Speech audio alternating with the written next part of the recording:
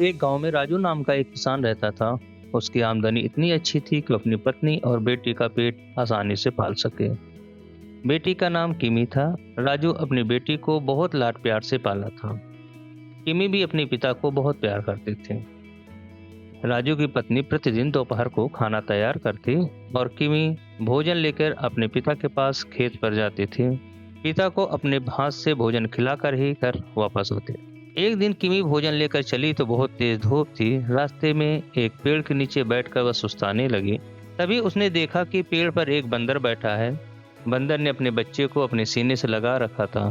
किमी सोचने लगी, एक दिन उसका भी प्यारा सा बच्चा होगा। वो अपने बच्चे का नाम लालना रखेगी। वह अपने लालना को खूब प्यार करेगी। तभी उसके मन में बुरे बुरे ख्याल आने लगे।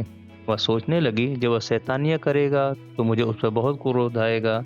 वह शैतानियां करके इधर उधर भागता फिरेगा। फिर किसी दिन वह सीढ़ियों से भागने लगा और सीढ़ियों से गिर गया। फिर मेरे लालने को चोट लग जाएगी। अगर चोट ज्यादा लग गई तो मर जाएगा। ओह, मेरे लालना का क्या होगा। यही सोचते सोचते वह रोने लगी और बार बार कहने लगी, मेरा लालना, मेरा लालना। वह घंटों बैठी रोती रही और अपने पिता का भोजन ले जाना भूल गई।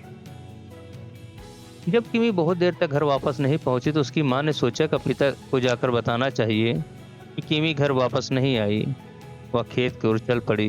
रास्ते में उसने किमी को एक पेड़ के नीचे बैठकर रोते हुए देखा तो उसने अपनी बेटी से पास जाकर पूछा, बेटी तुम क्यों रो रही हो। किमी मेरा लालना कहकर रोती रही और अपने रोने का कारण माँ को बताया। उसकी माँ पूरी कहानी सुनकर बिना सोचे समझे मेरा लालना कहकर रोने लगे। माँ बेटी दोनों बैठकर आंसू बहाने लगे।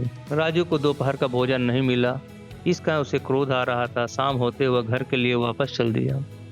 रास्ते में अपनी बेटी और पत्नी को रोता देख उसने सोचा, जरूर कोई अनहोनी घटना घटित हुई होगी जिसके कारण दोनों रो रहे हैं।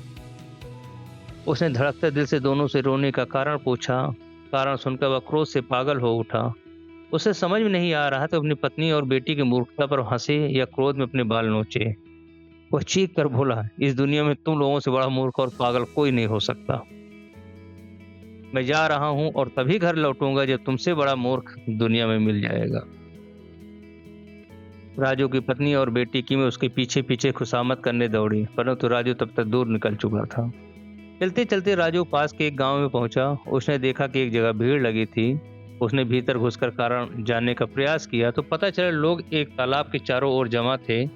पानी में चांद दिखाई दे रहा था। अनेक व्यक्ति इस बात का दावा कर रहे थे चांद को पकड़कर दिखाएंगे। हर व्यक्ति चांद को पकड़ने की फीस देकर आगे बढ़ता, फिर चांद को पकड़ने की कोशिश करता। बाकी लोग दर्शक बनकर तालियां बजा रहे थे और चांद को पकड़ने की बाजी का मजा ले रहे थे।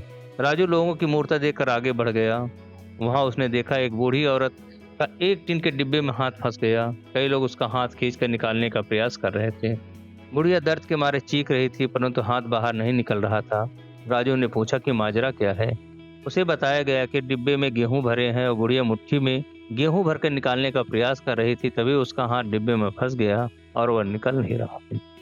इतने में एक व्यक्ति बोला, मुझे हाथ बाहर निकालने का एक आसान तरीका समझ में आ गया। इससे बूढ़ी माँ को थोड़ा दर्द जरूर होगा, परंतु कम से कम हाथ तो बाहर आ जाएगा। सबने पूछा, ऐसी कौन सी तरकीब, हमें भी तो बताओ। हम बूढ़ी माँ का हाथ काट देते हैं, वरना उसे डिब्बे में हाथ फंसाए हुए पूरा जीवन व्यतीत करना पड़ेगा। मैं सोचता हूँ हाथ काटना आसान है, डिब्बे में हाथ डालकर जिंदगी बिताना कठिन है। इतने में दूसरा व्यक्ति बोला, तुम तो कमाल करते हो भाई, इससे बेहतर तरकीब यह है कि डिब्बे को नीचे से काट दिया जाए। राजू ने लोगों की बात सुनकर माथा पीट दिया, बोला, दादी माँ, अपने मुट्ठी को खोलो और गेहूं डिब्बे में छोड़ दो।